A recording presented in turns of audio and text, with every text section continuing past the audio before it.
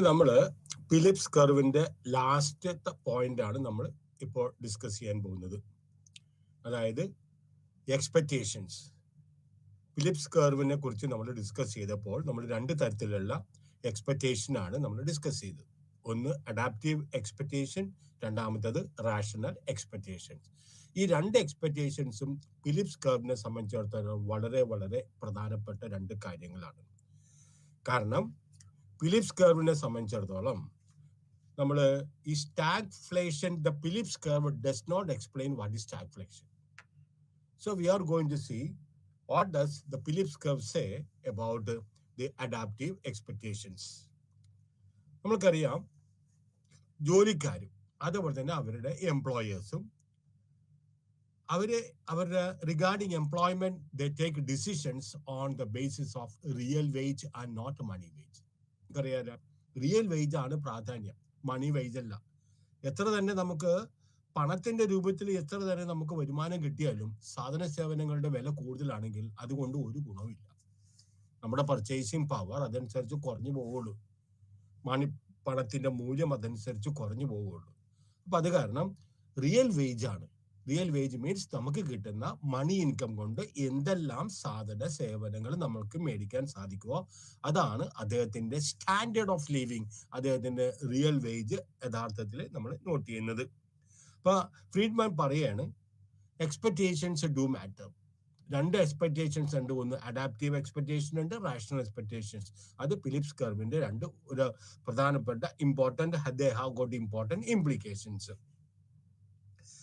The expected real wage rate should be looked into account for determining ഒരു equilibrium of output and wage rate. അത് കണ്ടുപിടിക്കുന്നതിന് വേണ്ടിയിട്ട് expected ആയിട്ടുള്ള real wage rate അത്യാവശ്യമായിട്ടുള്ള ഒരു പ്രധാനപ്പെട്ട ഘടകമാണ്. നമ്മൾക്കറിയാം, ജോലിക്കാർ they usually enter into certain contract. കാരണം അവർ വേജസിനെ കുറിച്ച്, say for example pay commission ഒരു 5 years കോൺട്രാക്ട്, സെൻട്രൽ പേ ആണെങ്കിൽ 10 years കോൺട്രാക്ട്. ആ കോൺട്രാക്ടിന്റെ സമയത്ത് അവർക്ക് വേജസ് വർദ്ധിപ്പിക്കാൻ സാധിക്കില്ല. മനസ്സിലായോ? അവർക്ക് റീനെഗോസിയേറ്റ് ചെയ്യണമെങ്കിൽ ഈ 5 വർഷമോ അല്ലെങ്കിൽ 10 വർഷമോ കഴിയണം. അപ്പൊ അത് കാരണം വർക്കേഴ്സ് യൂണിയൻ നമ്മൾ പറഞ്ഞില്ലേ, പലപ്പോഴും മിലിറ്റന്റ് ആണ്, വളരെ പവർഫുൾ ആണ്. അപ്പൊ അവർ എപ്പോഴും ഈ കോൺട്രാക്ട് അവര് ഡിസ്കഷൻ നടത്തുന്ന സമയത്ത് അവര് ഈ പോസിബിൾ ആയിട്ടുള്ള ഇൻഫ്ലേഷൻ റേറ്റും കൂടെ കണക്കിലെടുത്തുകൊണ്ടാണ് പലപ്പോഴും അവര് ലേബർ കോൺട്രാക്ട് അല്ലെങ്കിൽ വേജ് കോൺട്രാക്ട് അവര് സൈൻ ചെയ്യുന്നത്. ഉദാഹരണമായിട്ട് പറയുക, ഒരു 3% ഒരു ഇൻഫ്ലേഷൻ ആണ് അടുത്തങ്ങ് വരാൻ സാധ്യത ഉണ്ടെങ്കിൽ അവര് കോൺട്രാക്ട് അല്ലെങ്കിൽ വേജ് കോൺട്രാക്ട് സൈൻ ചെയ്യുന്നതിന് മുമ്പ് ഈ 3% ഇൻകം അവരുടെ വരുമാനത്തിൽ ഉണ്ട് എന്ന് ഉറപ്പ് വരുത്തിയതിനു ശേഷം, അല്ലെങ്കിൽ നമുക്കറിയാം കോസ്റ്റ് ഓഫ് ലിവിങ് ഗണ്യമായിട്ട് താഴോട്ട് പോവുകയും ചെയ്യും, മണിക്ക് യാതൊരു വിധത്തിലുള്ള മൂല്യം ഉണ്ടാകുകയുമില്ല. ഇനി ഇവിടെ ഞാനിത് എക്സ്പ്ലെയിൻ ചെയ്യാൻ പോകുന്നത് interest rate as well as the unemployment rate എന്താണെന്ന് നോക്കാം. ആദ്യമായിട്ട് നമ്മൾ പറയാനാണ് 5' is the interest rate. At that time, the equilibrium point is at A and the unemployment rate is at U star. This is known as the natural rate of unemployment. This is the equilibrium. നീ ഏതെങ്കിലും കാരണവശാൽ interest rate വർദ്ധിച്ചിട്ടുണ്ടെങ്കിൽ then the equilibrium will shift from A to B. പക്ഷേ interest rate അതനുസരിച്ച് 2 ആയിട്ട് വർദ്ധിക്കുകയും അതുപോലെ തന്നെ അൺഎംപ്ലോയ്മെന്റ് റേറ്റ് U2 ആയിട്ട് കുറയുകയും ചെയ്യും. കാരണം എന്താണ്? ഇൻട്രസ്റ്റ് റേറ്റ് കൂടുമ്പോൾ, മനസ്സിലായോ, ഇൻട്രസ്റ്റ് റേറ്റ് കൂടുമ്പോൾ അതനുസരിച്ച് നമ്മളുടെ അൺഎംപ്ലോയ്മെന്റ് റേറ്റ് U സ്റ്റാറിൽ നിന്ന് U2 ആയിട്ട് കുറയും. പക്ഷെ this is only a temporary situation, transitionary situation ആണ്. ഈ ഇക്വിലിബ്രിയം ബി പോയിന്റ് എന്ന് പറഞ്ഞാൽ it is a transitory situation, a temporary situation. Ultimately, an economy will settle at the point E where pi3 is their interest rate is very high, and when even though the interest rate is very high, the unemployment rate will fall back to the natural level of unemployment. SRPC, that is short run Phillips curve 1, then SRPC 2, short run Phillips curve 2, then LRPC is long run Phillips curve C. നമ്മൾ പറഞ്ഞു long run Phillips curve, see, since it is a vertical straight line, even though there is an increase in the interest rate, okay, even though there is an increase in interest rate, the unemployment level does not change at all. It is still at the initial level when the interest rate was only at pi 1. This is what is actually being explained in this paragraph. അപ്പോൾ ഈ ഗവൺമെന്റിനെ സംബന്ധിച്ചിടത്തോളം, if there is a higher inflation, then the real wage rate will decline. അല്ലേ? Inflation വരുമ്പോൾ പണപ്പെരുപ്പ് കൊണ്ട് സാധനങ്ങളുടെ വില കയറുന്നുണ്ട്, പക്ഷേ നമുക്ക് റിയൽ വേജ് റേറ്റ് കുറഞ്ഞു പോവുകയും ചെയ്യും. Consequently, the firms will employ more labor, thereby leading to a decline in investment. ഇനി ഈ സമയത്ത് ഫിസിക്കൽ പോളിസി ടാക്കിൾ ചെയ്യുന്നതിന് വേണ്ടിയിട്ട് ഗവൺമെന്റ് ഒരു expansionist physical policy, expansionist means വളരെ കൺഡ്യൂസീവായിട്ട് രാജ്യത്തിന് വളരെ അനുയോജ്യമായിട്ടുള്ള ഒരു ഫിസിക്കൽ പോളിസിയാണ് അരികെ which will boost aggregate demand. അപ്പൊ ഫിസിക്കൽ പോളിസി എന്താണ്? ടാക്സ് കുറക്കുക. മനസ്സിലായോ? ഗവൺമെന്റ് കൂടുതൽ പണം എക്കോണമിയിൽ പമ്പ് ചെയ്യുക. ഇതെല്ലാം അഗ്രിഗേറ്റ്, ഈ പണമെല്ലാം ഞാൻ പറഞ്ഞില്ല, മൾട്ടിപ്ലയർ ഇഫക്റ്റിൽ കൂടി ഈ പണമെല്ലാം ജനങ്ങളുടെ കൈവശം വരും. അങ്ങനെ അഗ്രിഗേറ്റ് ഡിമാൻഡ് വർദ്ധിക്കുകയും ചെയ്യും. അപ്പോ as a result of increase in prices, there is an increase in the prices. അതുപോലെ തന്നെ ആൻഡ് എക്സ്പാൻഷനിസ്റ്റ് മോണിറ്ററി പോളിസി, അതുപോലെ തന്നെ ഇൻക്രീസ് ഇൻ ആദ്യം ഫിസിക്കൽ പോളിസി, അതുപോലെ തന്നെ രണ്ടാമത്തേത് എക്സ്പാൻഷനിസ്റ്റ് മോണിറ്ററി പോളിസി. എന്താണ് അതുകൊണ്ട് ഉദ്ദേശിക്കുന്നത്? മണി സപ്ലൈ കാര്യമായിട്ട് ഇൻക്രീസ് ചെയ്യുക, അല്ലെങ്കിൽ ഇൻട്രസ്റ്റ് റേറ്റ് കുറക്കുക. ഇന്നലെ RBI എന്താണ് ചെയ്തത്? ഇൻട്രസ്റ്റ് റേറ്റ് കൂട്ടിയാണ് ചെയ്യുന്നത്. അതൊരു എക്സ്പാൻഷനിസ്റ്റ് മോണിറ്ററി പോളിസിയാണ് interest rate. It will have the same effect. It will lead to an increase in the investment, which will to some extent increase in the demand for labor. അപ്പോൾ expansionist ആയിട്ടുള്ള ഒരു monetary policy ആണെങ്കിൽ investment കാര്യമായിട്ട് നേട്ടമുണ്ടാകും. Employers will invest more and more. അതനുസരിച്ച് when investment take place, there will be an increase in the demand for labor also. In either case, മനസ്സിലായോ, there is an increase in the inflation rate to pi 2. That is, the rate of unemployment is reduced to y2, that is below the natural rate. ഞാൻ പറഞ്ഞു, this is known as the star is the natural rate. ഇതിന്റെ താഴേക്ക് വന്നിട്ടുണ്ടെങ്കിൽ ഇത് U2, when interest rate is actually being hiked from pi 1 to pi 2, then the actual unemployment rate is below the actual usual unemployment rate. Then unemployment pi 2, okay. Then equilibrium ഞാൻ പറഞ്ഞു, ഇത് temporary and transitory ആണ്. Ultimately, the workers will soon realize that there is an unexpected increase in the inflation rate. അപ്പോൾ അത് temporary ആണ്. ജോലിക്കാർ sooner or later they will realize that inflation rate കാര്യമായിട്ടുള്ള വർധനവുണ്ടായി. അത് കാരണം ആ പ്രൈസ് റൈസിനെ കോമ്പൻസേറ്റ് ചെയ്യുന്നതിന് വേണ്ടിയിട്ട് തൊഴിലാളികൾ കൂടുതൽ വേജസ് വേണ്ടിയിട്ട് അവർ ക്ലാമർ ചെയ്യും. അങ്ങനെ ഫിലിപ്സ് കർവ് SRPC 1 നിന്ന് SRPC 2 അതനുസരിച്ച് വ്യത്യാസം വരികയും ചെയ്യും. ഇതാണ് ഈ ഡയഗ്രാമിൽ എക്സ്പ്ലെയിൻ ചെയ്തിരിക്കുന്നത്. Then the unemployment in the economy is back at the normal rate, that is 36%. When interest rate increases from a normal rate to 3%, unemployment rate is 36%. Let us suppose that the unemployment rate is 6%, but when this one increases to pi 2, that is interest rate, unemployment rate falls to 3% and interest rate falls to 6% as such. Then the attempt of the ഗവൺമെന്റിനെ സംബന്ധിച്ചിടത്തോളം unemployment reduce ചെയ്യുന്നതിന് വേണ്ടിയിട്ട്, natural റേറ്റിന്റെ താഴെ കൊണ്ടുവരുന്നതിന് വേണ്ടിയിട്ട് പല ശ്രമങ്ങളും നടത്തുമ്പോൾ എന്താണ് സംഭവിക്കുന്നത്? രാജ്യത്തിൽ യഥാർത്ഥത്തിൽ കൂടുതൽ ഇൻഫ്ലേഷൻ ഉണ്ടാവുകയും ചെയ്യും. അപ്പോ ഈ natural rate of inflation is often, in natural rate of inflation, that is U dash, it is often known as, in economics it is also known as non-accelerating inflation rate of unemployment. Non-accelerating inflation rate of unemployment. അങ്ങനെ ഇത്രയും വലിയൊരു വാക്ക് പറയാതിരിക്കുന്നതിന് വേണ്ടിയിട്ടാണ് when unemployment is at a natural rate എന്ന് പറയുന്നത്. അതായത് non as accelerating inflation rate of അൺഎംപ്ലോയ്മെന്റിന് വേറൊരു പേരിൽ അറിയപ്പെടുന്നത് നാച്ചുറൽ റേറ്റ് ഓഫ് ഇൻഫ്ലേഷൻ ആണ്. So when unemployment departs from the natural rate ഏതാണ്? U star, then there is acceleration അല്ലെങ്കിൽ deceleration in the inflation rate. So if actual unemployment is less than u dash u star, inflation will continue to accelerate. ഇതാണ് പല പല രാജ്യങ്ങളിലും ഉണ്ടാകുന്നത്. മനസ്സിലായോ? Fly away inflation ഉണ്ടാവും, അല്ലെങ്കിൽ ഹൈപ്പർ ഇൻഫ്ലേഷൻ ഉണ്ടാവും പല പല രാജ്യങ്ങളിലും. When inflation, that is if actual unemployment is less than if the actual unemployment is less than the U star, then the inflation will continue to accelerate and higher and higher in subsequent years. ഇങ്ങനെ പല പല രാജ്യങ്ങളിലും സംഭവിച്ചിട്ടുണ്ട്. രണ്ട് കാര്യം, ഒരു പ്രധാനപ്പെട്ട കൺക്ലൂഷനാണ് നമ്മൾ വന്നിരിക്കുന്നത്.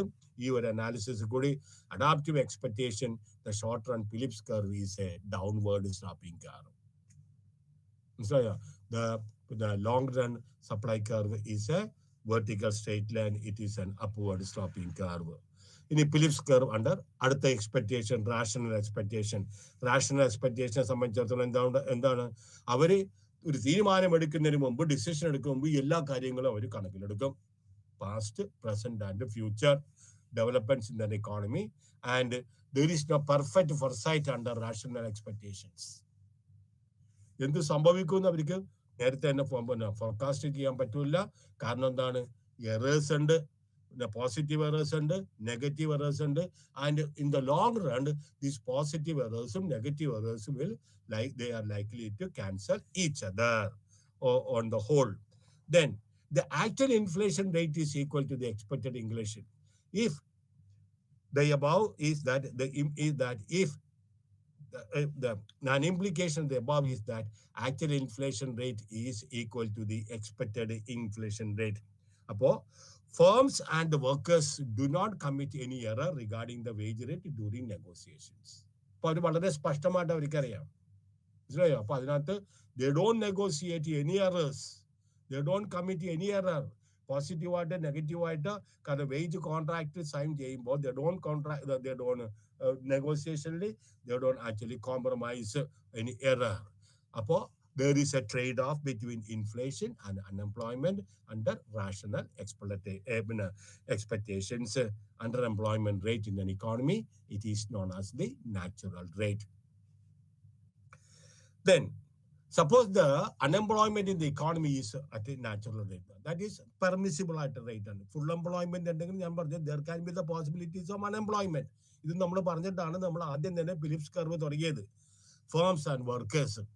അപ്പോൾ government pursues an expansionary policy, as a result of which there is an increase in aggregate demand.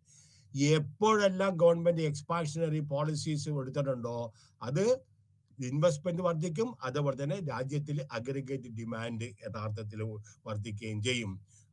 അങ്ങനെ വരുമ്പോൾ എന്ത് സംഭവിക്കും? there is a increase in the rate of inflation. Then if this policy was expected by the economic agents, ഈ sentence വളരെ important ആണ്. If this policy was expected by the economic agents, they would have factored in the increase in inflation rate into the decision making. What is the meaning of the word factoring in? ഭാവിയിൽ എന്തെങ്കിലും സംഭവിക്കാൻ സാധ്യതയുണ്ടെന്ന് മനസ്സിലായിട്ടുണ്ടെങ്കിൽ, ഇവിടെ നമ്മൾ പറഞ്ഞ ഇൻഫ്ലേഷനാണ് കൂടാൻ സാധ്യത ഉണ്ടെങ്കിൽ അതിന് വേണ്ടിയിട്ടുള്ള ബാക്ക്ഗ്രൗണ്ട്, അതിന് വേണ്ടിയിട്ട് അത് എങ്ങനെ ചെറുത്ത് നിൽക്കണമെന്ന് നമ്മൾ തയ്യാറെടുക്കുന്നതിനെ നമ്മൾ പറഞ്ഞത് ഫാക്ടറിങ് എന്ന് പറഞ്ഞതാണ്. ഇന്നലെ 0.25 അതായത് 25 പോയിന്റ് ബേസിസിൽ യഥാർത്ഥത്തിൽ നമ്മുടെ ഇൻട്രസ്റ്റ് റേറ്റ് RBI കൂട്ടിയപ്പോൾ ഇത് പ്രത്യേകിച്ച് സ്റ്റോക്ക് മാർക്കറ്റ് ഇതെല്ലാം it has already been factored in. അതുകൊണ്ട് 0.25 ബേസിസ് പോയിന്റിൽ യഥാർത്ഥത്തിൽ ഈ ഇൻട്രസ്റ്റ് റേറ്റ് കൂട്ടിയപ്പോൾ കാര്യമായിട്ട് ഒരു ചലനമൊന്നും ഇക്കോണമിയിൽ ഉണ്ടായില്ല. ലോണിന്റെ കാര്യത്തിൽ കുറവ് വന്നില്ല, ലോണിന്റെ കാര്യത്തിൽ കൂടി വന്നില്ല, സ്റ്റോക്ക് മാർക്കറ്റിൽ ക്രാഷ് ഉണ്ടായില്ല, സ്റ്റോക്ക് മാർക്കറ്റ് കൂടിയതുമില്ല കുറഞ്ഞതുമില്ല. It is going. കാരണം അതെല്ലാം അവർ നേരത്തെ തന്നെ പ്രതീക്ഷിച്ചിട്ടുള്ള അതനുസരിച്ചുള്ള നിലപാടുകൾ എടുക്കുകയും ചെയ്തിട്ടുണ്ട്. ഇഫ് ദ പോളിസി പിന്നെ അൺഎക്സ്പെക്ടഡ് ആയിട്ടുള്ള ഒരു പോളിസിയാണ് വന്നിട്ടുണ്ടെങ്കിൽ then it would have the desired effect, that is reduction in unemployment. Unemployment കാര്യമായിട്ടുള്ള this brings us to very important issue.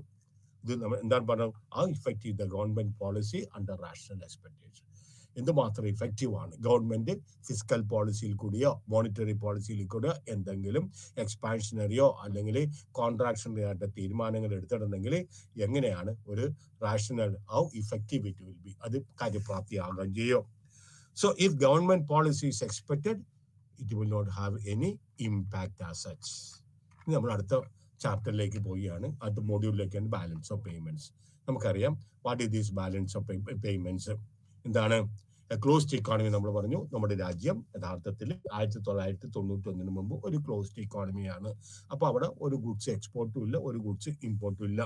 പക്ഷെ നമുക്കറിയാം ഇന്ന് ഒരു രാജ്യത്തിനും ഇൻഡിപെൻഡന്റ് ആയിട്ട് ജീവിക്കാൻ പറ്റില്ല. കാരണം the requirements of the people, the requirements of the nation are so huge and large.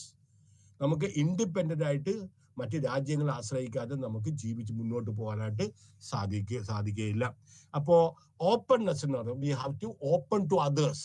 ആ ഓപ്പൺനെസ് 3 മേഖലകളിലാണ് ഓപ്പൺനെസ് ഉണ്ടാകുന്നത്. ഒന്ന് ഗുഡ്സ് മാർക്കറ്റിൽ, അതുപോലെ തന്നെ വേർ പിന്നെ an option to consume for to consumers and firms to choose between domestic goods and foreign goods. അപ്പോൾ openness 3 തരത്തിലാണ് ഉള്ളത്. 3 ഡിസ്റ്റിന്റ് ഡയമെൻഷൻസ്. ഒന്ന് ഗുഡ്സ് മാർക്കറ്റിൽ, അവിടെ കൺസ്യൂമേഴ്സിനും അതുപോലെ തന്നെ പിന്നെ വ്യവസായ സ്ഥാപനങ്ങൾക്കും അവർക്കൊരു ചോയ്സ് ഉണ്ട്. കാരണം എന്താണ്, ഡൊമസ്റ്റിക് ആഭ്യന്തര ആയിട്ട് ഉൽപ്പാദിപ്പിക്കുന്ന ഉൽപ്പന്നങ്ങൾ വേണോ അല്ലെങ്കിൽ വിദേശത്തു നിന്നുള്ള വസ്തുക്കൾ വേണം. ഇനി ഫൈനാൻഷ്യൽ മാർക്കറ്റ്സിലും അതുപോലെ തന്നെ ഓപ്പൺനെസ് ഉണ്ട്. അതെന്താണ്, ഈ പിന്നെ രാജ്യത്തിൽ ജനങ്ങൾക്ക് ഒരു ഓപ്ഷൻ ഉണ്ട് for the financial investors to choose between domestic ആയിട്ടുള്ള ഇന്ത്യയിൽ തന്നെയുള്ള ആസ്തികൾ കൈവശം വെക്കണോ അല്ലെങ്കിൽ വിദേശത്തു നിന്നുള്ള ആസ്തികൾ മേടിച്ച് വെക്കണം. അതുപോലെ തന്നെ openness in factor markets. What is factor markets? നമുക്കറിയാം 4 ഉൽപാദന ഘടകങ്ങളുണ്ട്, land, labour, capital and organisation. അവിടെ ഓപ്ഷൻ ഉണ്ട് for the firms to use where to locate production. എവിടെ ഉൽപ്പാദിപ്പിക്കണം, ഇന്ത്യയിൽ ഉൽപ്പാദിപ്പിക്കണം, വിദേശത്ത് ഉൽപ്പാദിപ്പിക്കണം. അതേപോലെ തന്നെ ജോലിക്കാർക്ക് ഇവിടെ വർക്ക് ചെയ്യണോ വിദേശത്ത് ജോലി ചെയ്യണോ. ഇങ്ങനെയുള്ള 3 പ്രധാനപ്പെട്ട ഓപ്പൺനെസ്, 3 പ്രധാനപ്പെട്ട ഡിസ്റ്റിങ്ക്റ്റ് ആയിട്ട് ഡയമെൻഷൻസ് മറക്കരുത്. ഒന്ന് ഗുഡ്സ് മാർക്കറ്റിൽ, രണ്ടാമത്തത് എന്താണ് ഫൈനാൻഷ്യൽ മാർക്കറ്റ്സിൽ, മൂന്നാമത്തത് ഫാക്ടർ മാർക്കറ്റ്സിൽ. അങ്ങനെ 3 പ്രധാനപ്പെട്ട ഓപ്പൺനെസിന്റെ ഡയമെൻഷൻസ് ഉണ്ട്. അപ്പൊ നമ്മൾ പ്രധാനമായിട്ട് ഇവിടെ ഗുഡ്സ് മാർക്കറ്റിലാണ്. കാരണം എന്താണ്, സാധന സേവനങ്ങളാണ് കൂടുതലായിട്ട് മേടിക്കുന്നതും എക്സ്പോർട്ട് ചെയ്യുന്നത്, ഇമ്പോർട്ട് ചെയ്യുന്നത്. ഒരു ഓപ്പൺ എക്കോണമിയിൽ ഒരു റെസിഡൻസിനെ സംബന്ധിച്ചിടത്തോളം അവർക്ക് ചോയ്സ് ഉണ്ട്, ഡൊമസ്റ്റിക് ഗുഡ്സ് വേണോ അല്ലെങ്കിൽ ഫോറിൻ ഗുഡ്സ് വേണോ. അപ്പൊ അതിനു മുമ്പ് തന്നെ നമ്മൾ റിലേറ്റീവ് ആയിട്ടുള്ള പ്രൈസസ് നോക്കും. ഡൊമസ്റ്റിക് നമ്മുടെ രാജ്യത്ത് എന്തുമാത്രമാണ് ഒരു വസ്തുവിന്റെ വില, അതുപോലെ തന്നെ ഫോറിൻ ഗുഡ്സിന്റെ വില ആയിട്ട് നമ്മൾ താരതമ്യം. ഒരു കാറ് ലെറ്റസ് ഫോർ എക്സാമ്പിൾ, വിദേശത്തുള്ള കാറിന് എത്ര കൊടുക്കണം, ഇന്ത്യയിലുള്ള കാറിന് എത്ര കൊടുക്കണം, ഇത് നമ്മൾ താരതമ്യപ്പെടുത്തി നോക്കും. ഏത് മേടിക്കുന്നതാണ് ലാഭം എന്ന് നമുക്ക് അതിൽ നിന്ന് മനസ്സിലാക്കാൻ സാധിക്കും. That is the real exchange rate. ഇവിടെ നമ്മൾ എക്സ്പോർട്സും ഇമ്പോർട്സും ആണ് ഒരു രാജ്യത്തിന്റെ നാഷണൽ ഇൻകം ഐഡന്റിറ്റിയിൽ കാണിക്കുന്നത്. ഏറ്റവും പ്രധാനമായിട്ട് ഒരു രാജ്യം എന്തുമാത്രം ഇറക്കുമതി ചെയ്യുന്നുണ്ട് അല്ലെങ്കിൽ കയറ്റുമതി ചെയ്യുന്നുണ്ട്. നമ്മൾ പറഞ്ഞു ക്ലോസ്ഡ് എക്കോണമിയെ സംബന്ധിച്ചിടത്തോളം യാതൊരു വിധത്തിലുള്ള വ്യാപാരമില്ല. അപ്പൊ ഡൊമസ്റ്റിക് ഡിമാൻഡ് ഫോർ ഗുഡ്സോ അല്ലെങ്കിൽ ഡിമാൻഡ് ഫോർ ഡൊമസ്റ്റിക് ഗുഡ്സ് ഇത് തമ്മിൽ വലിയ വ്യത്യാസമൊന്നുമില്ല. Because very few. കാരണം ഏറ്റവും എസെൻഷ്യൽ ആയിട്ടുള്ള കാര്യങ്ങൾ മാത്രമേ ആ സമയത്ത് കയറ്റിയെടുക്കാനോ ഇറക്കുമതി ചെയ്യാനോ മാത്രമേ കാരണം അവർ അനുവദിച്ചിരുന്നുള്ളൂ. പക്ഷെ ഓപ്പൺ ഇക്കോണമിയിൽ നമുക്കല്ലേ, ഓപ്പൺ ഇക്കോണമിയെ സംബന്ധിച്ചിടത്തോളം exports are added and imports are to be subtracted to find out the demand for domestic goods. അപ്പൊ എന്തുമാത്രം നമ്മൾ ഡൊമസ്റ്റിക് ഗുഡ്സ് ഉണ്ടെങ്കിൽ എക്സ്പോർട്സ് എന്ത് ചെയ്യണം, exports are to be added. അത് നമ്മുടെ export are to be added. അതെല്ലാം ഇന്ത്യയിൽ ഉൽപ്പാദിപ്പിച്ച സാധനങ്ങളാണ് വിദേശത്തേക്ക് അടക്കുന്നത്. അപ്പോൾ exports are to be added and imports are to be subtracted. Imports means മറ്റ് രാജ്യങ്ങളിൽ മാനുഫാക്ചർ ചെയ്ത സാധനങ്ങളാണ് നമ്മൾ ഇങ്ങോട്ട് മേടിക്കുന്നത്. അപ്പൊ അത് നമുക്ക് കുറയ്ക്കുകയും വേണം. ഇനി ഏതെല്ലാം ഫാക്ടേഴ്സ് ആണ് എക്സ്പോർട്സും ഇമ്പോർട്സും ഇത് പിന്നെ ആശ്രയിക്കുന്നത്? That will influence the demand for domestic goods and also the IS curve. നമുക്കറിയാം what is IS curve. Then ഇനി അടുത്തത് balance of payments accounting principles. Openness നമ്മൾ പറഞ്ഞു. ഫിനാൻഷ്യൽ മാർക്കറ്റ്സിൽ നമുക്ക് അലൗസ് ഫിനാൻഷ്യൽ ഇൻവെസ്റ്റേഴ്സ് ഒന്നില്ലെങ്കിൽ ഡൊമസ്റ്റിക് അസറ്റ് നമ്മുടെ കൈവശം കീപ്പ് ചെയ്യണോ അല്ലെങ്കിൽ ഫോറിൻ അസറ്റ് കീപ്പ് ചെയ്യണം. നമ്മൾ ഓപ്പൺനെസ് കണ്ടപ്പോൾ മൂന്നാമത്തേനകത്ത് പറഞ്ഞു നമ്മൾ ഫോറിൻ അസറ്റ് വേണോ അല്ലെങ്കിൽ ഡൊമസ്റ്റിക് അസറ്റ് വേണോ. ദെൻ ഈ ഫിനാൻഷ്യൽ മാർക്കറ്റ്സിലെ ഓപ്പൺനെസ് ഒന്നില്ലെങ്കിൽ നമുക്ക് ട്രേഡ് സർപ്ലസ് ഉണ്ടാവും, ട്രേഡ് ഡെഫിസിറ്റ് ഉണ്ടാവും. എപ്പോഴാണ് വ്യാപാരത്തിൽ മിച്ചം വരുന്നത്? when exports are more than imports we have got a surplus. when exportsഉം importsഉം തുല്യമാണെങ്കിൽ നമുക്ക് ബാലൻസ് ആയിരിക്കും. നേരെ മറിച്ച് ഇമ്പോർട്ട്സ് കൂടുതലും എക്സ്പോർട്സ് കുറവാണെങ്കിൽ നമുക്ക് എന്തായിരിക്കും? we have got unfavorable balance അല്ലെങ്കിൽ deficit balance of payments അല്ലെങ്കിൽ unfavorable balance of payments എന്ന് പറയുകയും ചെയ്യും. So it borrows by making it attractive for foreign investors to increase their holdings in the. Now what is the relationship between the trade flows and financial flows? നമുക്ക് നോക്കാം. Balance of accounting principles. ഇവിടെ നമ്മൾ interesting ആയിട്ടുള്ള ഒരു table ഞാൻ കാണിച്ചു തരാം എന്താണെന്നുള്ളത്. The demand for foreign exchange. എന്തുകൊണ്ടാണ് നമ്മുടെ ഇന്ത്യയിൽ ഫോറിൻ എക്സ്ചേഞ്ചിന് ഡിമാൻഡ് എന്തിനു വേണ്ടിയിട്ടാണ്? ഒന്നും നമുക്കറിയാം, ഓയിൽ ഇറക്കുമതി ചെയ്യുന്നതിന് വേണ്ടിയിട്ട് നമുക്ക് ഫോറിൻ എക്സ്ചേഞ്ച് കൊടുക്കണം. അത് മാത്രമല്ല നമ്മുടെ ഇന്ത്യയിലെ സിറ്റിസൺസിനും they want to buy goods whose prices are quoted in foreign currencies. ഇപ്പൊ അമേരിക്ക എന്നൊരു സാധനം മേടിച്ച് നമ്മൾ ഇന്ത്യൻ റുപ്പി കൊടുത്താൽ പോരാ, നമുക്ക് അവർക്ക് ഡോളർ കൊടുക്കണം. അപ്പൊ റിലേറ്റിംഗ് ടു ഫോറിൻ കറൻസിയാണ്. അപ്പൊ ഇന്ത്യയിലെ ആളുകൾ വിദേശത്ത് നിന്ന് സാധനങ്ങൾ പർച്ചേസ് ചെയ്യുമ്പോൾ നമ്മൾ ആദ്യമായിട്ട് പർച്ചേസ് ചെയ്യുന്നതിന് മുമ്പ് ആദ്യം തന്നെ നമ്മൾ ഡോളർ മേടിക്കണം, അല്ലെങ്കിൽ യൂറോ മേടിക്കണം, അല്ലെങ്കിൽ യെൻ മേടിക്കണം. ഇതെല്ലാം കീ കറൻസീസ് ആണ്, ഇന്റർനാഷണലി അക്സെപ്റ്റഡ് കീ കറൻസീസ് ആണ്. Euro, dollar, euro and N. Japanese N, euro നമുക്കറിയാം യൂറോപ്യൻ രാജ്യങ്ങളുടെ, യൂറോപ്യൻ യൂണിയന്റെ. അതുപോലെ ഡോളർ നമുക്കറിയാം അമേരിക്കയുടെ. ആൻഡ് കനേഡിയൻ ഡോളർ ഉണ്ട്, അമേരിക്കൻ ഡോളർ ഉണ്ട്. ആൻഡ് ദെൻ അപ്പോൾ ആദ്യം തന്നെ മേടിക്കുന്നതിന് മുമ്പ് ആദ്യം തന്നെ നമ്മുടെ കൈവശം വിദേശ നാണയം ഉണ്ടാകുന്ന നമ്മൾ ഇത് ചെയ്യണം. ഇനി where to supply the foreign exchange comes off. The next question is where the supply. അപ്പൊ ഫോറിൻ എക്സ്ചേഞ്ച് നമുക്ക് എവിടെ നിന്നാണ് നമുക്ക് യഥാർത്ഥത്തിൽ കിട്ടുന്നത്? നമുക്കറിയാം ഇന്ത്യ പോലത്തെ രാജ്യത്തിൽ ഫോറിൻ എക്സ്ചേഞ്ച് നമുക്ക് ആദ്യമായിട്ട് കൂടുതലായിട്ട് കിട്ടുന്നത് എക്സ്പോർട്ട് ചെയ്യുമ്പോൾ, കൂടുതൽ സാധനങ്ങൾ എക്സ്പോർട്ട് ചെയ്യുമ്പോൾ നമുക്ക് വിദേശ കറൻസി കിട്ടും. സർവീസസ് നമ്മൾ എക്സ്പോർട്ട് ചെയ്യാറുണ്ട്. ടൂറിസം, ഇൻഷുറൻസ്, മനസ്സിലായോ? ഇതെല്ലാം നമ്മൾ എക്സ്പോർട്ട് ചെയ്യാറുണ്ട്. അപ്പോൾ നമുക്ക് ഇത് കിട്ടും. അല്ലെങ്കിൽ or assets to other countries. Balance of payment, അത് it is a systematic record of all economic transactions between one country and the rest of the world. ശ്രദ്ധിക്കുക, ഈ വേർഡിങ്സ് നല്ലതാണ്. ഇതിനകത്ത് നിങ്ങളുടെ അകത്ത് വേറെ കൊടുത്തിരിക്കുന്നത് balance of payment is A systematic record of all economic transactions between one country and the rest of the world. ഇന്ത്യയും മറ്റ് ലോക രാജ്യങ്ങളായിട്ട്. Balance of a payment accounting in any transaction gives rise to a payment of a country's residents in a deficit item in that country is balance of payment. നോക്കിയേ, account ചെയ്യാൻ എങ്ങനെയാണ് countries balance of payment? ഒന്ന് credit side, നമുക്ക് കിട്ടാനായിട്ടുള്ള എമൗണ്ടുകളൊക്കെ left സൈഡിൽ ക്രെഡിറ്റിൽ കൂട്ടും. നമ്മൾ മറ്റ് രാജ്യത്തിലേക്ക് കൊടുക്കാനുള്ള വസ്തുക്കൾ നമ്മൾ എന്ത് ചെയ്യും? റൈറ്റ് സൈഡിൽ കൂടെ ഡെബിറ്റ് സൈഡിൽ കൂടുകയും ചെയ്യും. എക്സ്പോർട്ട് ഓഫ് ഗുഡ്സ് നമുക്ക് ഇങ്ങോട്ട് കിട്ടും, പൈസ കിട്ടും. എക്സ്പോർട്ട് ഓഫ് സർവീസസ് നമുക്ക് ഇങ്ങോട്ട് കിട്ടും. Unrequited receipts, gifts, indemnities. What is indemnities? രണ്ട് രാജ്യങ്ങൾ തമ്മിൽ യുദ്ധം ഉണ്ടായിട്ടുണ്ടെങ്കിൽ യുദ്ധം തോക്കുന്ന ആള് യുദ്ധം ജയിക്കുന്ന ആൾക്ക് അവർ പറയണ നഷ്ടപരിഹാരം കൊടുക്കണം. അങ്ങനെ പറഞ്ഞത് ഇൻഡെമിനിറ്റീസ് എന്ന് പറയുന്നത് ഫ്രം ഫോറിനേഴ്സ്. അതുപോലെ ക്യാപിറ്റൽ റെസീറ്റ്സ്, ഒന്നില്ലെങ്കിൽ നമ്മൾ മറ്റു രാജ്യത്ത് നിന്ന് ഫോറോ ചെയ്യും, അല്ലെങ്കിൽ capital repayments by or sale of assets to foreigners. ഈ 4 മാർഗങ്ങളും നമുക്ക് വരുമാനം ഇങ്ങോട്ട് കിട്ടുന്നതാണ്. ഈ വരുമാനം അങ്ങോട്ട് കൊടുക്കുന്നത് ഇമ്പോർട്ട് ചെയ്യുമ്പോൾ import of services, just opposite. Unrequited payments to foreigners, നമുക്ക് കിട്ടുന്നത് പോലെ വിദേശ രാജ്യത്തെ ആളുകൾക്ക് കൊടുക്കുക. Then capital payments, lending to, capital payments to or purchase of assets to foreigners. ഇനി എന്താണ്? The left side shows the ways of acquiring foreign currency and the right side shows the ways of spending foreign currency. Left side നമുക്ക് എങ്ങനെയാണ് foreign currency കിട്ടുന്നത്, right side നമ്മൾ എങ്ങനെയാണ് ഈ foreign currency നമ്മൾ ചെലവാക്കിക്കൊണ്ടിരിക്കുന്നത്. ഓരോന്നോരോന്ന് നോക്കുക. എന്ന് നമുക്കറിയാം. ടേബിൾ 1 നമുക്ക് ഒരു one of the important means of getting foreign currency and that is by export. Straightforward the country can by exporting goods, that is row 1. അതേപോലെ തന്നെ ഇതിൻ്റെ ഓപ്പോസിറ്റ് ആയിട്ട് 5 നമ്മൾ പൈസ അങ്ങോട്ട് കൊടുക്കണം. When we import we have to give foreign exchange to other countries from where we import. അപ്പോൾ 1 അതേപോലെ തന്നെ 5 നമ്മൾ കഴിഞ്ഞു അനലോഗസിൽ.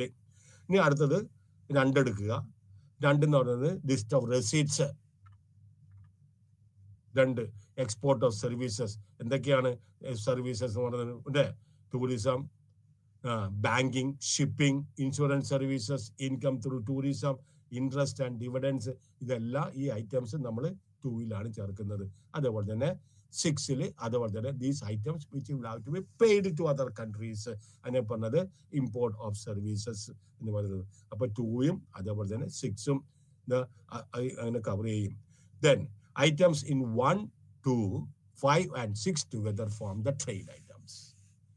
1ഉം 2ഉം അതേപോലെ തന്നെ മനസ്സിലായോ, 1ഉം 2ഉം 5ഉം 6ഉം ആണ് നമ്മുടെ ട്രേഡ് ഐറ്റംസ് എന്ന് പറയുന്നത്.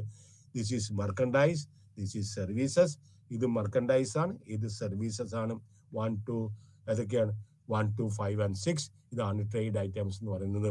ഇനി അടുത്തത് item number 3 and 7 are refer to are transfer items. Okay, ഇതെല്ലാം ട്രാൻസ്ഫർ ഗിഫ്റ്റ്സ്, ട്രാൻസ്ഫർ ആണ്, ട്രാൻസ്ഫർ ഐറ്റംസ് ആണ്. ഒരു രാജ്യത്ത് നിന്ന് മറ്റൊരു രാജ്യത്തിലേക്ക് കൊടുക്കുന്നതാണ്. ഇത് ഒരു രാജ്യത്ത് നിന്ന് മറ്റൊരു രാജ്യത്തിലേക്ക് പോകുന്നതാണ്. Therefore they are known as a transfer items. Then item 3 are the receipts which the residents of a country receive for free.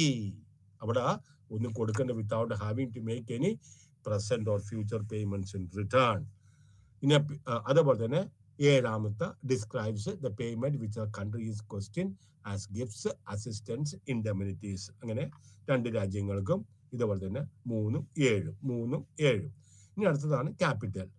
ഏതൊക്കെയാണ് ക്യാപിറ്റൽ റെസീറ്റ്സ്? 4ഉം അതുപോലെ 8ഉം. They are the express changes in the stock magnitude are referred to capital receipts and payments. ഇത് വളരെ പ്രധാനപ്പെട്ട ഒരു പങ്ക് വഹിക്കുന്നുണ്ട്. When a government അല്ലെങ്കിൽ corporation അല്ലെങ്കിൽ ഒരു individual borrows money from abroad, the country acquires a foreign currency. അപ്പോൾ ഒരു കമ്പനി ആകാം, ഒരു വ്യക്തിയാകാം, അല്ലെങ്കിൽ ഒരു കോർപ്പറേഷൻ ആകാം, അല്ലെങ്കിൽ ഗവൺമെന്റ് ആകാം. ഇതിനെ പറയുന്നത് ക്യാപിറ്റൽ ഇൻഫ്ലോ എന്ന് പറയുന്നത്. നമ്മൾ ബോറോ ചെയ്തിട്ടാണ് നമുക്ക് ക്യാപിറ്റൽ കിട്ടുന്നത്. On the other hand foreign Nationals they may also acquire assets in the domestic country. എപ്പോഴാണ്? നമുക്ക് ഇങ്ങോട്ട് പൈസ തരുമ്പോഴാണ് നമ്മുടെ രാജ്യത്തിൽ അവരുടെ ആസ്തി കൊണ്ട്. പക്ഷേ മൾട്ടിനാഷണൽ കമ്പനികൾ എന്ന് പറയുന്നതാണ്. നമുക്ക് വേണമെങ്കിൽ ഏത് രാജ്യത്തിൽ വേണമെങ്കിൽ നമുക്ക് ഇവിടെ നിക്ഷേപങ്ങൾ നടത്താം, മൾട്ടിനാഷണൽ കമ്പനീസ്. അപ്പോൾ these are all productive plans ആണ്. ദെൻ ഐറ്റംസ് റെക്കോർഡഡ് ഇൻ 4 അറിയാലോ. What is it? മനസ്സിലായോ എന്താണ്? Capital receipts and capital payments 4 and 8. ഐറ്റംസ് recorded in 4 along with the changes in the country's stock of gold or foreign exchange reserves. Analogously, അതുപോലെ തന്നെ 8, if the residents of the country were to acquire foreign assets, വിദേശ രാജ്യങ്ങളിൽ നിക്ഷേപങ്ങൾ നടത്തുമ്പോൾ, അല്ലെങ്കിൽ അവിടെ നിന്ന് ഷെയറുകൾ മേടിക്കുകയാണെങ്കിലോ അല്ലെങ്കിൽ ബോണ്ടുകൾ മേടിക്കുകയാണെങ്കിൽ, or the government were to lend money, മറ്റേ നമ്മൾ ബോറോ മണിയാണ്. ഇപ്പൊ lend money to a foreign government, this would give rise to നമ്മുടെ രാജ്യത്ത് നിന്ന് outflow of currency, foreign currency പോവുകയും ചെയ്യും. That is included in under row number 8. ഇനി current account and capital account. Balance of payments നമുക്ക് 2ആയിട്ട് നമുക്ക് split ചെയ്യാം. We can be concerned with there are several ways in which the balance of payments can be broken. ഏതൊക്കെയാണ്? നമുക്ക് വേണമെങ്കിൽ export and import of goods എന്ന് പറയാം. But this gives a balance of trade. ഞാൻ പറഞ്ഞില്ലേ, balance of trade means trade in merchandise only. Merchandise means goods. Balance of trade means merchandise means goods. The balance of trade need not always be balanced. മനസ്സിലായോ? പക്ഷേ എപ്പോഴാണ് ഒരു രാജ്യം export കൂടുതൽ ഇമ്പോർട്ടിനെക്കാട്ടിയും കൂടുതൽ export ചെയ്യുമ്പോൾ അതിന് ഒരു ഫേവറബിൾ ബാലൻസ് ഓഫ് ട്രേഡ് എന്ന് പറയും.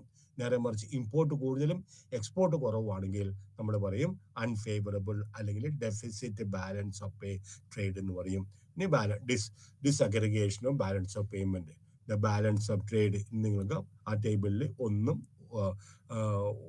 1ഉം 3ഉം, അതുപോലെ തന്നെ ബാലൻസ് ഓഫ് ഇതിൽ 1ഉം 10.1 2ഉം 6ഉം, then balance of unrequited transfers C3ഉം 7ഉം, then അടുത്തത് ബാലൻസ് ഓഫ് കറണ്ട് അക്കൗണ്ട്, അതായത് റോ 1 2 3, അതുപോലെ തന്നെ പിന്നെ ബാലൻസ് ഓഫ് ക്യാപിറ്റൽ അക്കൗണ്ട്, ഇനിയും raw number 4 and 8, balance of payment 4 and 5 in table 1.2.2.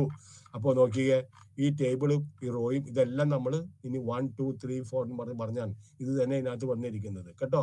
അപ്പോൾ അത് വീട്ടിൽ ചെല്ലുക, അത് എന്താണെന്ന് പറഞ്ഞാൽ കുറച്ചും കൂടെ ഒന്ന് വായിച്ചു നോക്കുമ്പോൾ നിങ്ങൾക്കത് മനസ്സിലായിക്കോളും. Current account and capital account.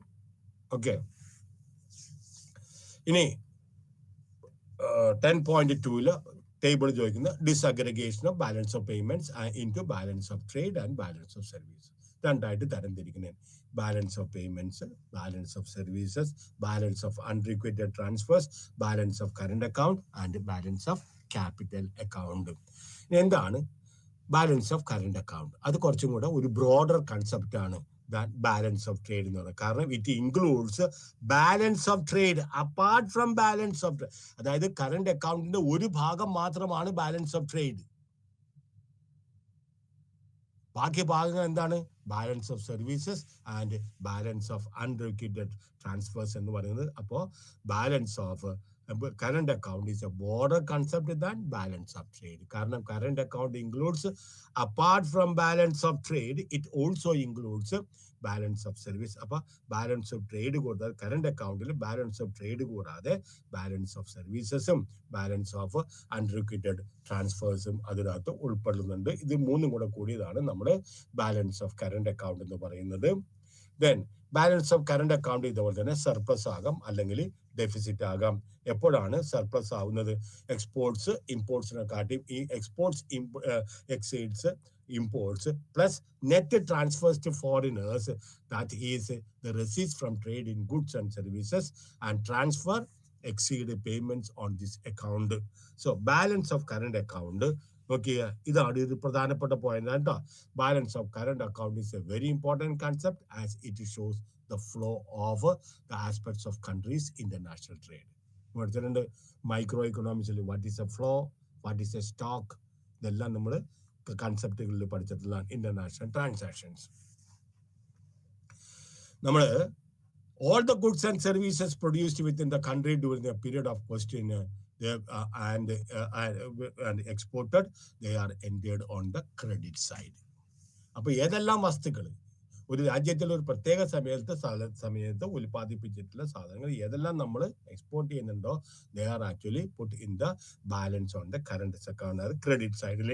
അതുപോലെ തന്നെ എല്ലാ ഗുഡ്സും സർവീസസും ഇമ്പോർട്ട് ചെയ്യുന്നതും അതുപോലെ consumed within the country during the same period are entered on the debit side. കാരണം ഇമ്പോർട്ട് ചെയ്യുമ്പോൾ നമ്മൾ പണം അങ്ങോട്ട് കൊടുക്കണം.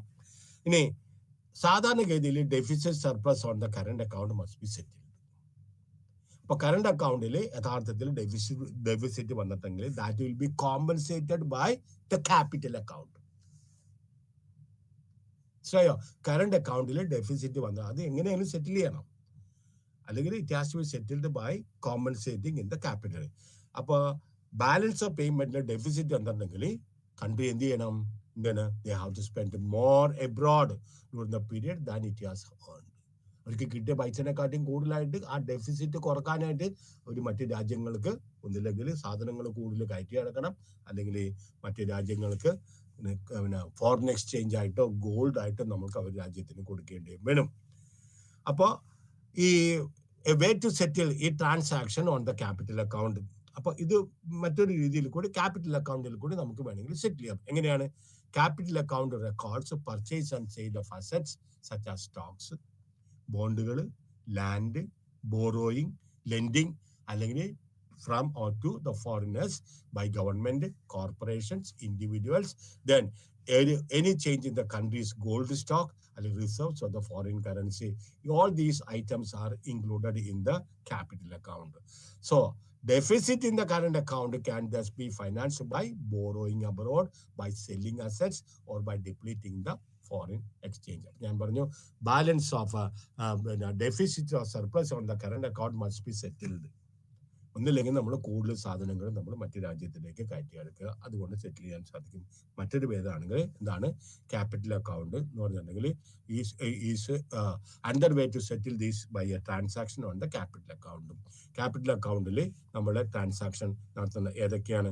ഒന്നില്ലെങ്കിൽ പർച്ചേസസ് അല്ലെങ്കിൽ സെയിൽ ഓഫ് സ്റ്റോക്കുകൾ, ബോണ്ടുകൾ, land, borrowing, lending etcetera and even A countries gold stock അല്ലെങ്കിൽ റിസോഴ്സ് ഓഫ് ഫോറിൻ എക്സ്ചേഞ്ച്. 1991 ശേഷം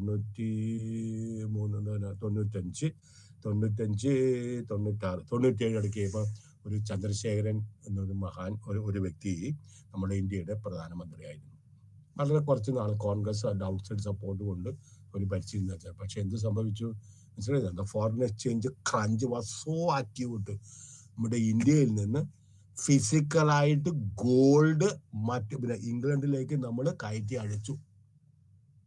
നമ്മൾ അവിടുത്തെ കടം തീർന്നപ്പോൾ തിരിച്ച് അത് പ്ലെഡ്ജ് ചെയ്ത് നമ്മുടെ കഴുത്തെ കിടക്കുന്ന മാല കൊണ്ട് പ്ലെഡ്ജ് ചെയ്തുകൊണ്ട് സെക്യൂരിറ്റി ആയിട്ട് കൊടുത്തിട്ട് ബാങ്കിൽ നിന്ന് ലോൺ എടുക്കുന്ന പോലെ, അതേപോലെ തന്നെ ഇംഗ്ലണ്ടിൽ ഇത് ഷിപ്പിൽ കയറ്റി അഴിച്ച് അവിടെ കൊണ്ടുപോയിട്ട് അത് പണയം വെച്ചിട്ട് നമുക്ക് ആവശ്യത്തിലുള്ള പണം മേടിച്ചു. നമ്മൾ ബെറ്റർ ആയി. ഇപ്പോൾ ഈ പൈസ ഒക്കെ തിരിച്ചടിച്ച് ഗോൾഡ് തിരിച്ച് ഇങ്ങോട്ട് കൊണ്ടുവരികയും ചെയ്തു. So there are instances of current account deficit. Types of accounting flows, autonomous അല്ലെങ്കിൽ അക്കോമഡേറ്റിംഗ്. എന്താണ്? അപ്പൊ ഏതെങ്കിലും ഒരു രാജ്യത്തിൽ deficit in the balance of payment current account ആണെങ്കിൽ ദർ ഈസ് ഓൾവേസ് ബി, നമ്മൾ പറഞ്ഞു, അത് ഞാൻ പറഞ്ഞ പോയിന്റ് ആണ്, ക്യാപിറ്റൽ അക്കൗണ്ടിൽ അത് കോമ്പൻസേറ്റ് ചെയ്ത് നമ്മൾ ബാലൻസ് ഓഫ് പേയ്മെന്റ് ഇക്വിലിബ്രിയത്തിലേക്ക് കൊണ്ടുവരും. അതുകൊണ്ട് പറഞ്ഞുതരാം, കറണ്ട് അക്കൗണ്ടിൽ എന്തെങ്കിലും പിന്നെ ഡിസ്ഇക്വിലിബ്രിയം ആണെങ്കിൽ അത് ക്യാപിറ്റൽ അക്കൗണ്ടിൽ കൂടി നമ്മളത് മാനേജ് ചെയ്ത് അത് നമ്മളുടെ ബാലൻസ് ഓഫ് പേയ്മെന്റ് ഇക്വിലിബ്രിയത്തിലേക്ക് കൊണ്ടുവരികയും ചെയ്യും. അത് രണ്ട് രീതിയിൽ കൂടി നടക്കാം, അല്ലെങ്കിൽ ഓട്ടോണമസ് അല്ലെങ്കിൽ അക്കോമഡേറ്റീവ് ക്യാപിറ്റൽ ഫ്ലോ എന്ന് അതിനെ പറയുന്നത്. ഓട്ടോണമസ് അല്ലെങ്കിൽ അക്കോമഡേറ്റീവ് ക്യാപിറ്റൽ ഫ്ലോ എന്നാണ് പറയുന്നത്. ഇത് രണ്ടും തന്നെ പിന്നെ ഇംപ്ലിക്കേഷൻസ് വളരെ വളരെ വ്യത്യാസമാണ്. അപ്പൊ എന്താണ് ഈ രണ്ടും തമ്മിലുള്ള വ്യത്യാസം? എന്താണ്? ഓട്ടോണമസും അതുപോലെ accommodative autonomous and accommodating capital flow എന്ന് പറഞ്ഞ എന്താണ്? Autonomous capital flows are ordinary capital flows which take place regardless of other items in the balance of payment. സാധാരണഗതിയിൽ ഓട്ടോണമസ് മീൻസ് സാധാരണ, പലപ്പോഴും ഓട്ടോണമസ് ഷോർട്ട് ടേം ആണ്. പലപ്പോഴും ഓട്ടോണമസ് ഷോർട്ട് ടേം ആണ്. These flows can be caused by a foreigner paying back a loan. ഒന്നില്ലെങ്കിൽ ഒരു foreigner നമ്മൾ loan തിരിച്ചടക്കാൻ പറയും, അല്ലെങ്കിൽ നമ്മൾക്ക് വിദേശത്തുള്ള പണം അടക്കാൻ പറയും, അല്ലെങ്കിൽ എന്ത് ചെയ്യും, പല സമയത്ത് ടെമ്പററി ആണെന്ന് പറഞ്ഞാൽ ഷോർട്ട് ടൈമിലാണെന്ന് പറഞ്ഞാൽ ഇപ്പൊ ഇന്ത്യക്ക് ഇത്തിരി സാമ്പത്തികമാണ്, പ്രത്യേകിച്ച് വിദേശ കറൻസിയിൽ കൂടി എന്തെങ്കിലും ബുദ്ധിമുട്ടാണെങ്കിൽ അവർ പറയും okay we will extend the loan for another 2 years. ഇതൊരു അക്കോമഡേറ്റീവ് ആണ്, ഒരു പണിഷ്മെന്റ് ഒന്നുമില്ല. സാമ്പത്തിക ബുദ്ധിമുട്ടുണ്ടാവും, കുഴപ്പമില്ല, ഞങ്ങൾ 2 വർഷത്തേക്കോ 3 വർഷത്തേക്കോ വേണമെങ്കിൽ this flows paying back a loan this flows can be caused by a foreign paying back a loan or a person company taking up a loan abroad by issuing bonds. എന്ത് ചെയ്യും, ഏതെങ്കിലും കമ്പനി അബ്രോഡ് ആയിട്ടുള്ള ഒരു company ഈ loan എടുത്തിട്ട് അവർ അതിന് വേണ്ടിയിട്ട് അവർ ബോണ്ടുകൾ ഇഷ്യൂ ചെയ്യും. Therefore, നമ്മുടെ these transactions have an effect on the country's balance of payment, but they are in no way caused by balance of payment.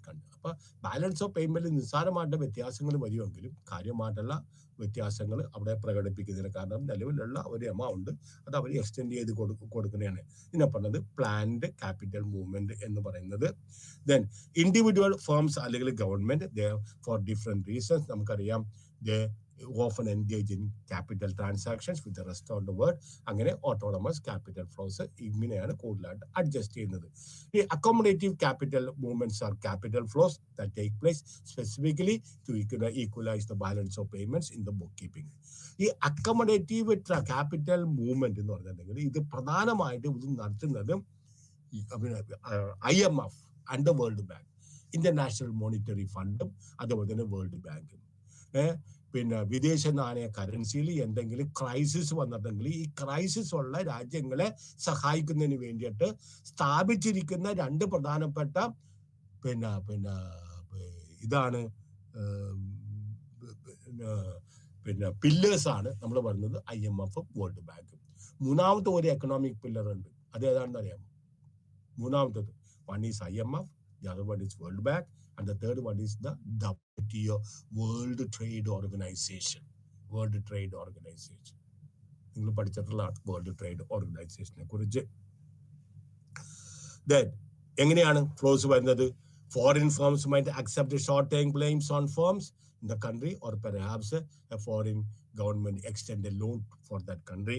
In all these cases, the accommodating capital movements are direct consequences on the balance of payment situations.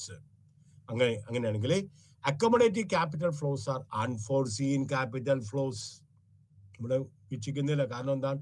നിലവിലുള്ള ലോണുകളൊക്കെ extend ചെയ്ത് കൊടുക്കുകയും അതുപോലത്തെ കാര്യങ്ങളാണ് ചെയ്യുന്നത്.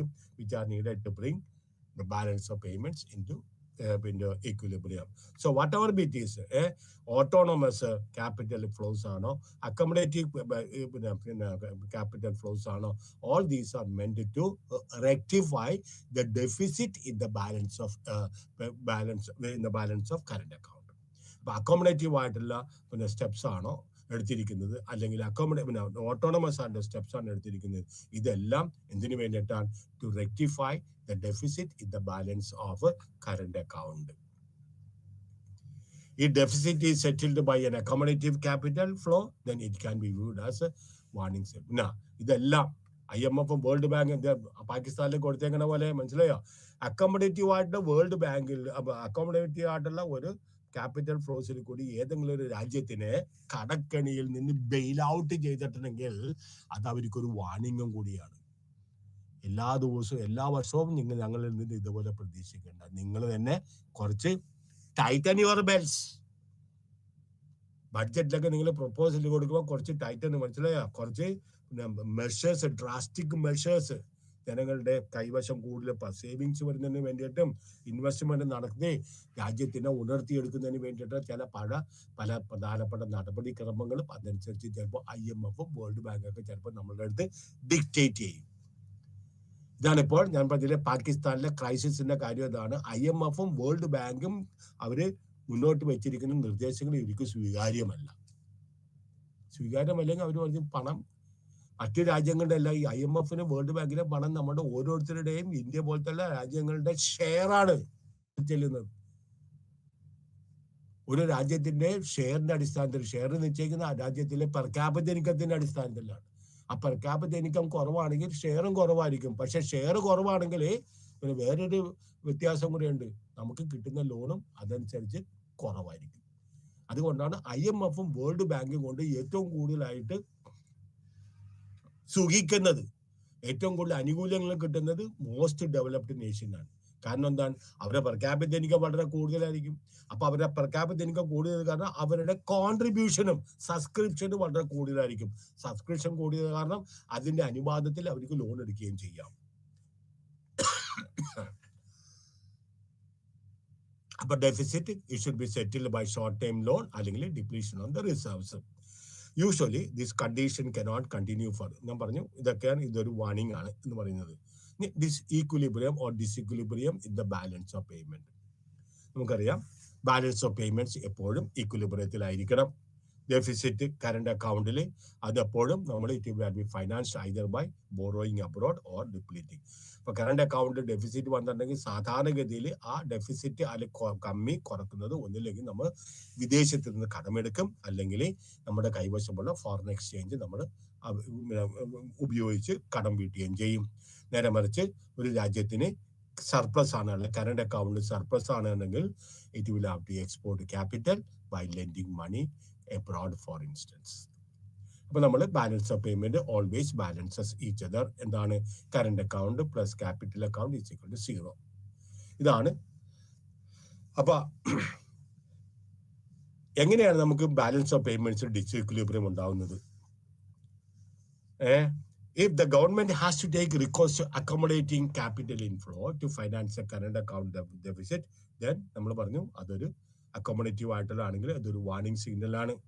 അപ്പൊ അതുകൊണ്ടാണ് government ആ സമയത്ത് അവരുടെ സാമ്പത്തിക നയങ്ങൾക്ക് വ്യത്യാസം വരുത്തണം, ഡെഫിസിറ്റ് കമ്മി കുറക്കാൻ ശ്രമിക്കണം. മനസ്സിലായോ? പലപ്പോഴും ഈ മൻമോഹൻ സിംഗിന്റെ ആദ്യത്തെ വർഷങ്ങളിലെല്ലാം, അതായത് 1991 ശേഷമുള്ള പല പല ബഡ്ജറ്റുകളും എനിക്ക് how far it is true എന്ന് അറിയാൻ പാടില്ല. ഇത് ആദ്യം തന്നെ IMF കൊണ്ട് അത് പ്രസന്റ് ചെയ്തിട്ട് അവരുടെ അനുവാദം ഉണ്ടെങ്കിൽ മാത്രമേ കൊണ്ടുവന്ന് ഇവിടെ ബഡ്ജറ്റ് അവതരിപ്പിക്കാൻ പറ്റുള്ളൂ എന്നുള്ളതാണ്. How far it is true I don't know. പക്ഷെ എന്നാലും ഓരോ വർഷത്തെ ബഡ്ജറ്റും, കാരണം അവിടുത്തെ കുറെ പണം എടുത്തിട്ടുണ്ട്, how you are going to repay it. ഈ പണം റീപേ ചെയ്യണമെങ്കിൽ കുറച്ച് ഡ്രാസ്റ്റിക് മെഷേഴ്സ് എടുക്കണം. ചിലപ്പോൾ ടാക്സ് കൂട്ടണം, സബ്സിഡി കുറക്കണം. മനസ്സിലായോ? താൽക്കാലത്തേക്ക് ഗവൺമെന്റ് ഒരു പൈസയും പിന്നെ റോഡ് ഡെവലപ്മെന്റിന് വേണ്ടിയിട്ട് അതൊന്നും ചെലവാക്കൂല.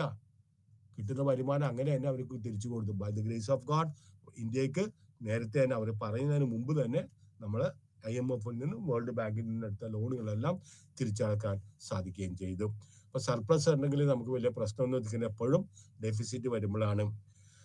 Increase in official reserves of the currency is referred as an overall balance of payment surplus. നമ്മുടെ ഒഫീഷ്യൽ കറൻസി ഡോളറിലോ മറ്റേതെങ്കിലും യൂറോയിലോ യെന്നിലൊക്കെ നമുക്ക് അധികം വരുമാനം ഉണ്ടെങ്കിൽ നമുക്ക് സർപ്ലസ് ഉണ്ടാകും.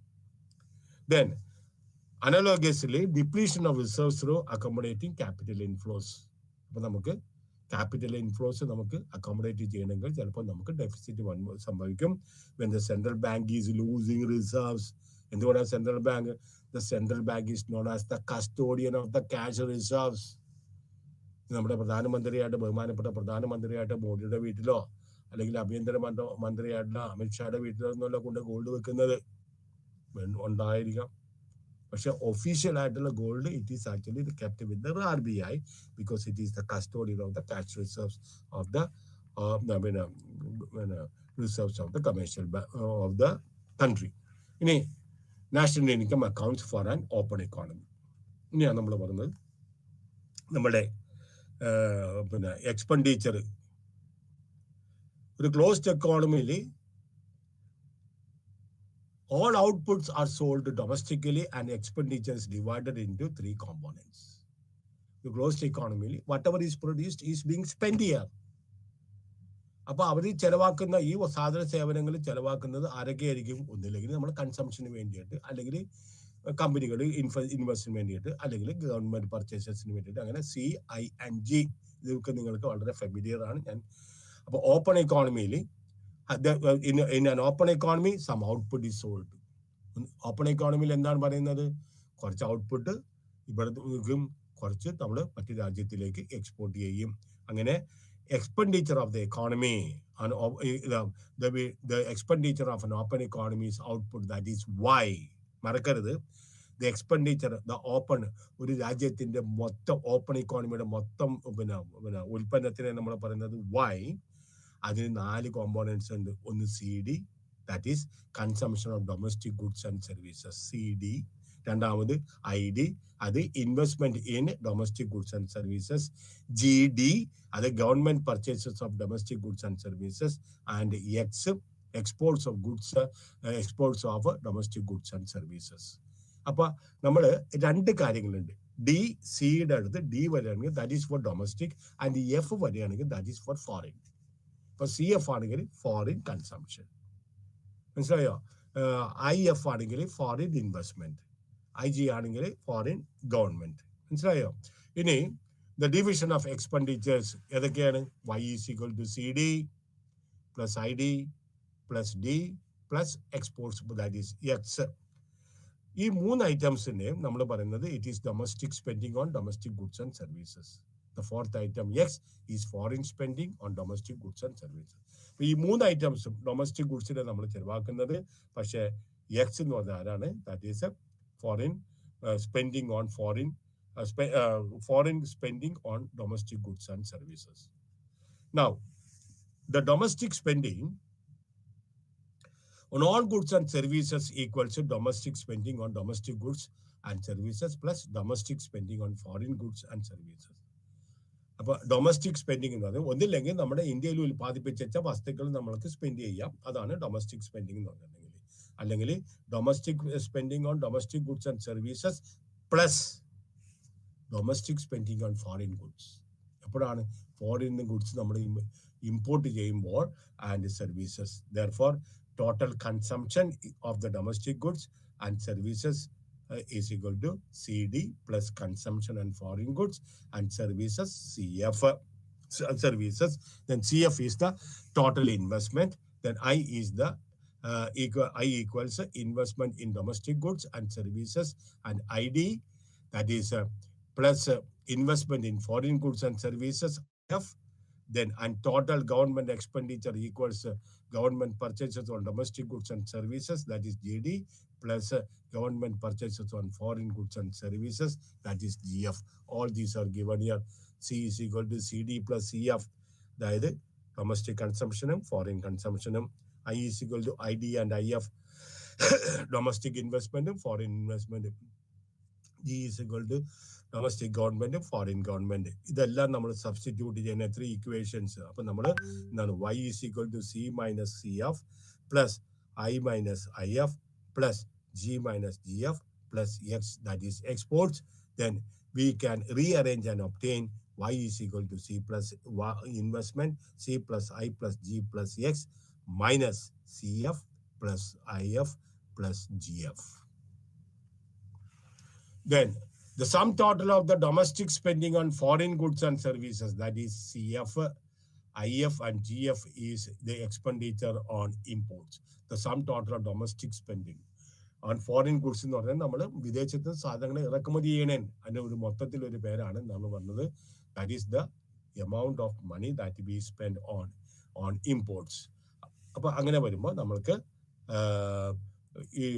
equations നമ്മൾ വേറെ രൂപത്തിൽ എഴുതാം. That is y is equal to output is equal to consumption plus investments for the government plus exports minus imports.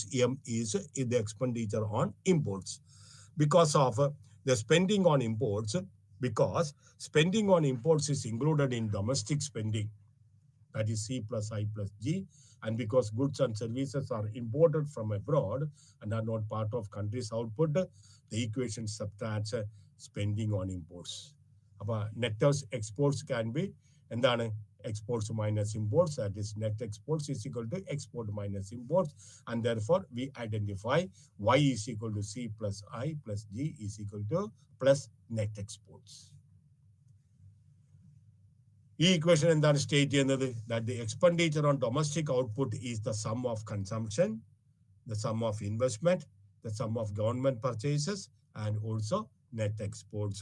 The above ഇത് നമ്മൾ റീറൈറ്റ് ചെയ്യുമ്പോൾ NX is equal to y minus bracket C plus I plus G, that is net exports is equal to output minus domestic spending.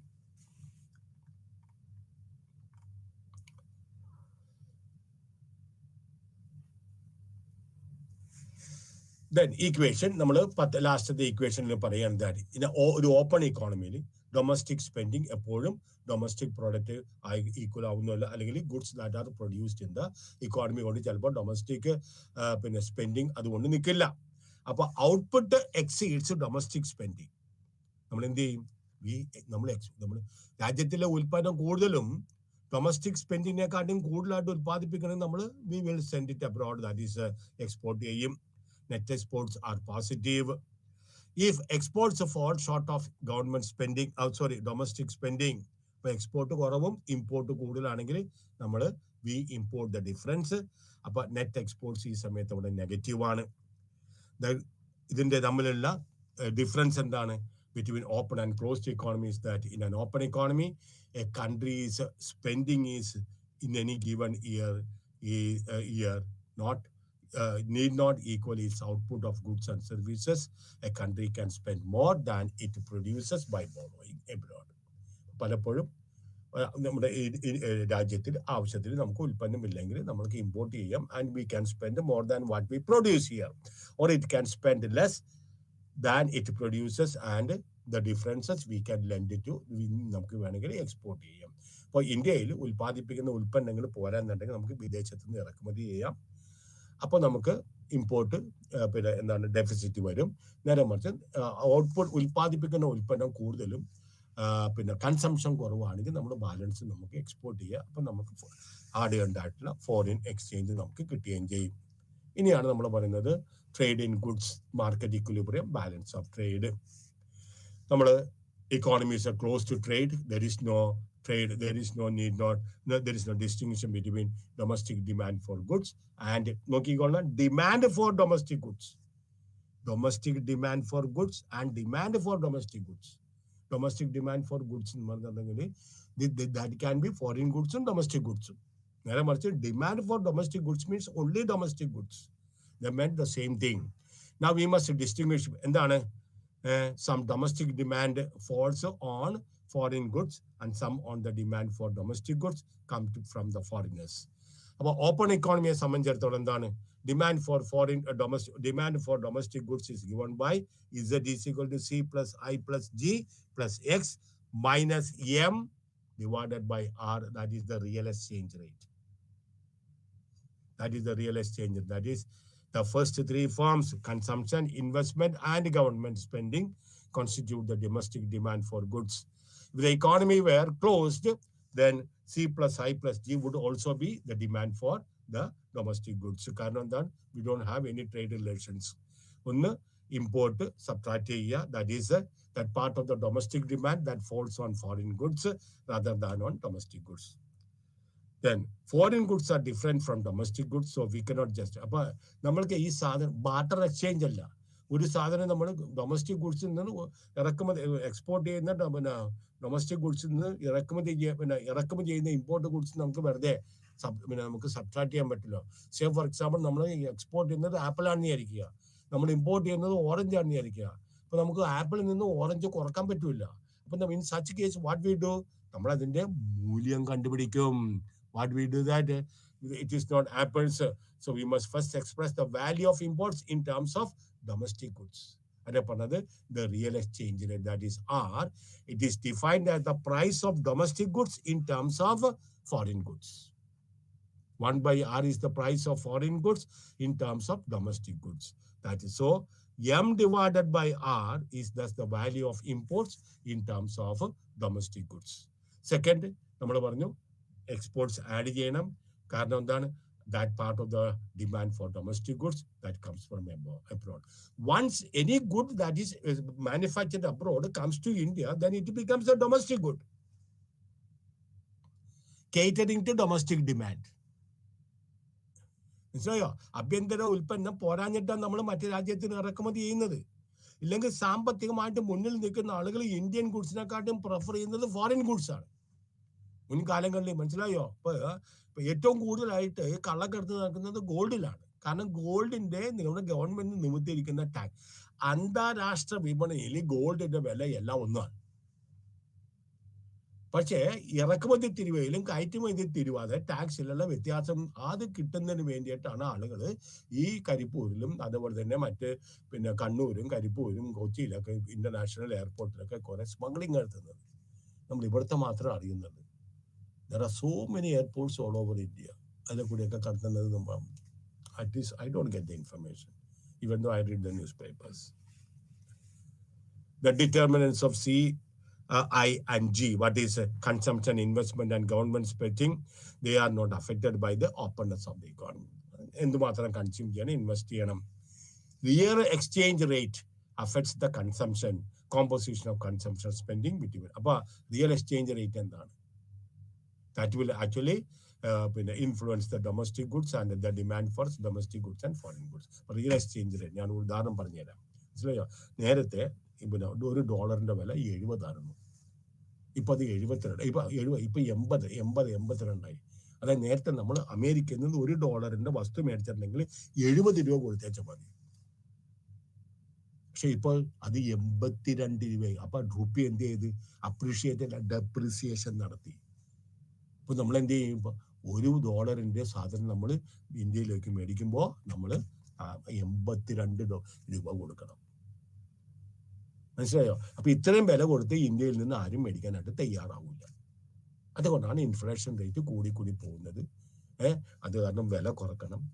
Rupee appreciate ചെയ്യിപ്പിക്കണം. ഡെപ്രീസിയേഷനില്ല. ഇപ്പം നമ്മുടെ rupee ഡെപ്രീസിയേറ്റ് ഉണ്ട്. Value കുറഞ്ഞ് പോയിക്കൊണ്ടിരിക്കുകയാണ്. മനസ്സിലായോ? അതാണ് ഇതിനകത്ത് പറയുന്നത് എക്സ്ചേഞ്ച് റേറ്റ്. ഇത് ഡൊമസ്റ്റിക് ഡിമാൻഡ്. ഏതൊക്കെ domestic demand? C plus I plus G is equal to C, take the bracket, Y minus T plus Y, bracket Y and R, then G. Here plus sign means positive relations. ഇത് രണ്ടും വൈയും ടിയും positive relations ആണ്. മനസ്സിലായോ?